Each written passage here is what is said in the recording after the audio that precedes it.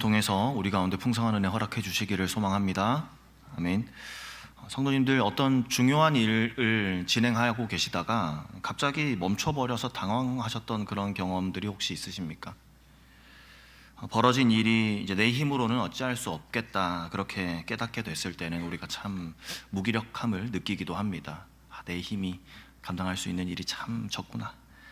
오늘 본문 에스라 4장 말씀에 보면은 그런 멈춤의 순간을 역전의 기회로 만드는 그러한 하나님의 지혜가 담겨 있는 그 본문 말씀이다, 우리 그렇게 볼 수 있겠습니다. 70년간의 포로의 생활을 끝내고 이제 고향으로 돌아온 이스라엘 백성들, 자신들의 정체성을 회복하기 위해서 성전 재건이라는 이 거대한 프로젝트를 시작합니다. 그런데 시작하자마자 예상치 못한 장애물을 만나게 된 것이죠. 1절, 2절 말씀에 사로잡혔던 자손이 이스라엘의 하나님 여호와의 성전을 건축하다 함을 유다와 베냐민의 대적이 듣고 스룹바벨과 족장들에게 나와 이르되 우리도 너희와 함께 건축하게 하라. 우리도 너희같이 너희의 하나님을 찾노라. 이렇게 이야기를 합니다. 겉으로 보면은 참 고마운 일이죠. 성전을 건축해야 되는데 안 그래도 일손이 부족한데 돕겠다고 찾아온 겁니다. 참 완벽한 협력 제안 같아 보이는데 근데 이 사람들을 거절해야 할 이유가 있을까요? 하지만 이들의 말 속에 좀 불안한 단어들이 있죠. 너희 하나님이라고 그렇게 이야기를 합니다. 이 표현 자체가 이미 많은 문제를 담고 있는 겁니다. 돕겠다고 찾아왔습니다. 하지만 그들의 마음 속에는 너희 하나님, 여호와 하나님 여러 신들 중에 하나였을 뿐이었던 거죠. 그들에게 있어서 혼합주의에 빠져 있었던 사람들이었습니다. 겉으로는 관용의 언어를, 포용의 언어를 그렇게 사용했지만 실제로 그들의 정체성, 그들을 용납하게 되었을 때의 문제는 이제 희석, 그 본질이 왜곡되는 그러한 위험을 내포하고 있었던 겁니다. 스룹바벨을 비롯해서 이스라엘의 리더십들, 이러한 상황을 참 지혜롭게 잘 분별했던 것 같습니다. 3절 말씀입니다. 스룹바벨과 예수아와 기타 이스라엘 족장들이 이르되 우리 하나님의 성전을 건축하는데 너희는 우리와 상관이 없느니라. 바사왕 고레스가 우리에게 명령하신 대로 우리가 이스라엘의 하나님 여호와를 위하여 홀로 건축하리라 하였더니, 이 거절은 영적인 분별력에서 기인한 것이었습니다. 이스라엘의 리더들, 이 제안의 그 이면을 꿰뚫어 보았던 것이죠. 우리가 이스라엘의 하나님 여호와를 위하여 홀로 건축하여야겠다라고 합니다. 하나님의 일을 하나님의 방법대로 해나가겠다. 하나님의 영광만을 위하여 이 일을 우리가 완수해내겠다. 그런 원칙을 가지고 그 순수함을 유지해내겠다. 그런 결단이 담긴 표현, 그 결단이 담긴 거절이었던 겁니다. 세상의 눈으로 볼 때는 이들의 협력 제안을 거절하는 것이 엄청난 손해입니다. 쉽게 갈 수 있는 길을 둘러가는 것이라 그렇게 여겨질 수도 있겠습니다. 오늘날 우리에게도 이러한 복음의 본질을 희석시키게 되는, 우리의 신앙을 그렇게 혼합해 버리게 되는 그러한 달콤한 유혹들이 찾아올 때가 있지 않습니까? 우리가 생각해야 할 것, 우리가 또한 염두하며 고민해 봐야 할 것은 우리가 내리는 결정이요, 우리 인생에만 그렇게 영향을 끼치는 것이 아닙니다. 나와 관계된 사람들, 내 가족들, 내가 책임지고 있는 공동체, 그 영향을 고스란히 받게 된다는 것이죠. 우리의 선택의 그 영향을요. 진정한 리더십은 때로는 이렇게 거절할 줄 아는 용기입니다. 분별할 수 있는 지혜입니다. 눈앞에 있는 이익보다 멀리 봤을 때에 우리의 정체성을 지켜나갈 수 있는 그 길을 선택하는 것입니다. 하나님, 오늘 우리가 살아갈 때에 수많은 선택 앞에 우리를 서게 하실 텐데 그때마다 하나님 주시는 지혜로 분별할 수 있는 그런 우리가 되게 하시기를 소망합니다. 거절당한 반대 세력은 이제 어떻게 할까요? 계속해서 이제 은밀하게, 또한 겉으로 드러나게 지속적으로 방해 공작을 펼칩니다. 4절 말씀.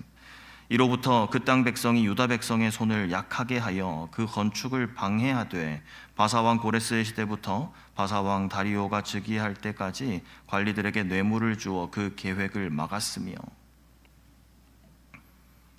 유다 백성의 손을 약하게 했다라고 합니다. 이 말에 담겨진 뜻은 그들의 힘을 빠지게 했다, 그들이 낙심되게끔 했다라는 뜻이 있습니다. 옆에서 계속 공격한 거죠. 말로, 행동으로. 너희가 뭘 할 수 있겠어? 어차피 실패할 걸 왜 그렇게 공들여서 하냐? 이런 말로 끊임없이 공격하면서 그들의 동기를 바닥까지 끌어내렸던 겁니다. 헛소문을 퍼뜨리고 위협을 가합니다. 최악의 시나리오를 계속해서 제시하면서 불안감을 극대화했던 겁니다. 또 뒤로는 그뿐만이 아니라 관리들에게 뇌물을 주어 그 계획을 막았으며 라고 기록되어 있죠. 그 사회 구조상 그 시스템의 악함을 이용해서 정말 동원 가능한 모든 방법들을 사용해서 방해하는 모습을 볼 수 있습니다. 여기서 우리가 참 중요한 우리의 연약함을 한 가지 발견하게 되는 것이죠. 사람이 참 악하려고 작정하게 되면은 얼마나 악해질 수 있는가 하는 겁니다. 반대 세력들의 행동을 보십시오. 단순히 방해만 한 것이 아니라 심리전의 전문가처럼 사람의 마음을 공략하고, 경제 전문가처럼 뇌물의 효과를 계산해서 그렇게 행동했고, 정치 전략가처럼 여러 왕조에 걸쳐서 지속적으로 로비했습니다. 우발적인 반대가 아니라 치밀하고 계획된 끊임없는 그러한 조직적인 악이었던 거죠. 인간이 선을 향해 열심을 낼 때보다 악을 향해 열심을 낼 때 이렇게 창의적이고 끈질긴 경우가 있습니다. 이 속에서 발견하게 되는 것이 우리 또한 연약한 사람들입니다. 상황이 허락되었을 때, 여건이 허락되었을 때 우리 또한 죄를 향해 나아갈 수 있는 그 위험성이 우리 가운데 있다는 것이죠. 이 연약함을 고백합니다.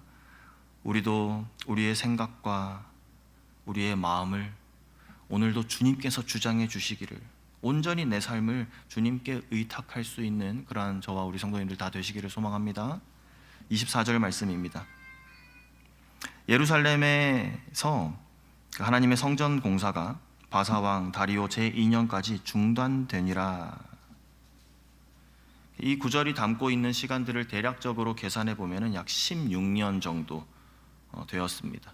이스라엘의 그 예루살렘 성전 중건을 시작을 했는데 16년 동안 멈춰져 버리게 된 거죠. 일반적으로 어떤 일이 16년 동안 중단이 되었다라고 하면 그 계획이 실패한 것으로 그렇게 여겨지는 것이 당연하죠. 다행히 우리는 이 성경의 이야기가 어떻게 진행이 될지, 또 어떻게 마무리가 될지 알고 있습니다. 이후에 학개 선지자 또 스가랴 선지자를 통해서 이 공사가 재개되고 결국에는 이 성전이 완성되게 되죠.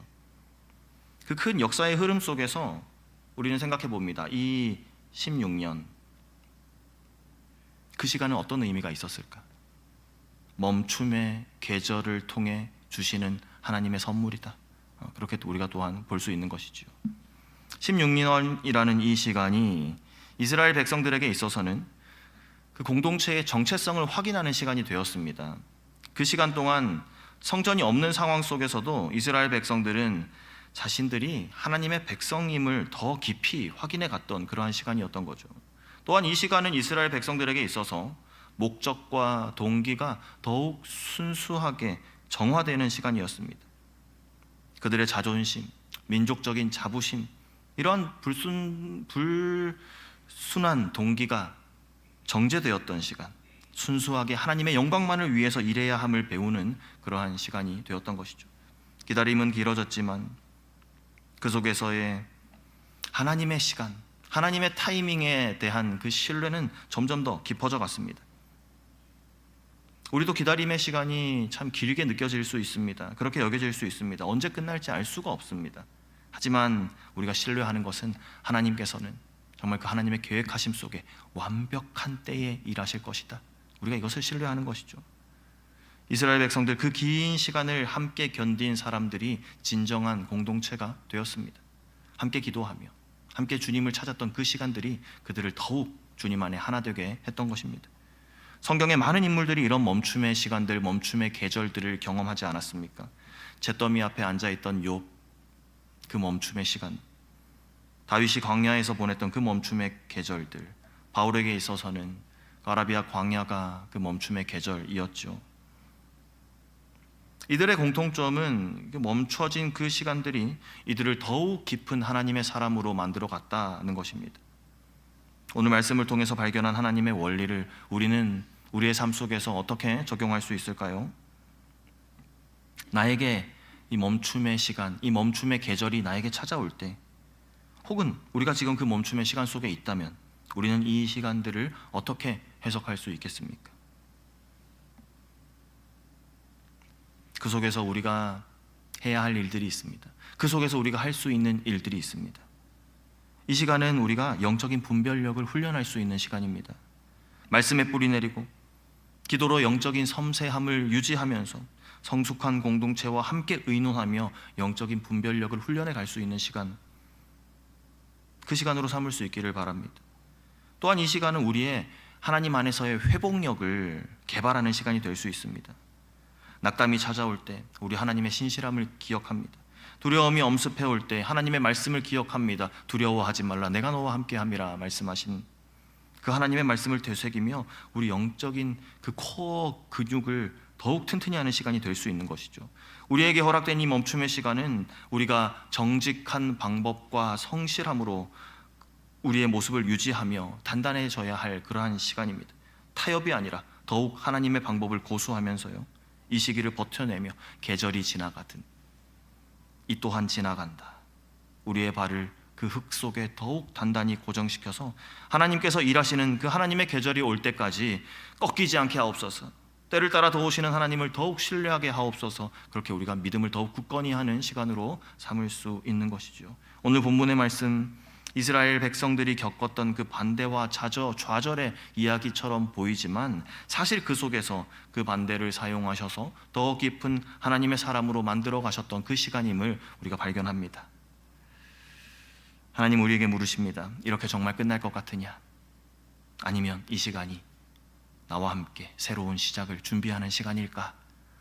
오늘 이 새벽 말씀을 통해서 하나님 우리에게 이렇게 물어보실 때에 하나님 우리에게 허락하신 이 멈춤을 축복으로 해석할 수 있는 그 믿음의 사람들, 그런 우리가 되게 하여 주시옵소서. 오늘도 하나님의 계절 안에 머무는, 하나님의 시간 안에 머무는 저와 우리 성도님들 다 되게 하시기를 간절히 소망합니다. 아멘. 함께 기도하겠습니다.